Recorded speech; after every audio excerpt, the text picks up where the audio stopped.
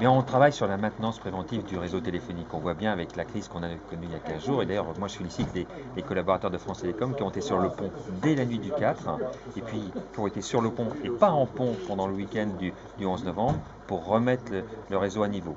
Si on n'avait pas fait tout ce travail de maintenance préventive, c'est-à-dire de prévenir les incidents, ce n'est pas 1000 lignes qu'on aurait eu en rade, ça aurait été 2 ou 3 fois plus. Donc ce qu'on signe aujourd'hui avec le Conseil régional, c'est ce programme de maintenance préventive qui est pris en charge par France Télécom. Nous allons augmenter de 30% les investissements que nous faisons. Au niveau de la France, ça fait 70 millions d'euros qu'on passe à 100 millions d'euros par an. Vous voyez, c'est un effort significatif.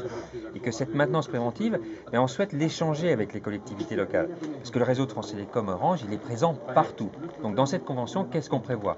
On prévoit 2 réunions annuelles pour échanger avec les élus, pour qu'ils nous disent, nous on a des points noirs qu'on connaît. Est-ce que vous pouvez les traiter? Et puis on va mettre en place un numéro téléphonique vert, 7 jours sur 7, 24 heures sur 24, qui sera donné qu'aux élus. Et lorsqu'ils se rendront lors d'un de leurs passages, par exemple qu'un poteau est penché, qu'un fil est décroché, eh bien ils peuvent nous prévenir. En échange, ce qu'on demande, c'est simplement qu'ils fassent respecter les consignes d'élagage. Ça, c'est très important. Ce pays est magnifique, il y a énormément d'arbres. Les arbres, c'est très beau, mais c'est très dangereux pour les réseaux téléphoniques. Parce que quand un arbre tombe pendant une tempête, ça coupe le câble, il n'y a plus de téléphone sur un village. Donc il faut faire élaguer.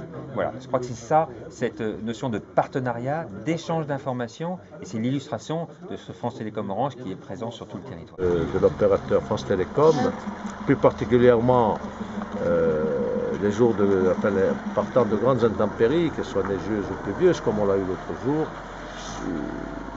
L'important, c'est que les territoires ruraux, et plus particulièrement les villages de l'intérieur, ne soient plus coupés comme ils l'ont été il y a encore l'an dernier, il y a quelques années, pendant des jours et des jours. L'important, c'est la rapidité d'intervention de France Télécom. Donc, cette convention, en partenariat également avec les maires de Haute-Corse, avec l'association des maires de Haute-Corse, va favoriser justement l'intervention rapide de l'opérateur France Télécom.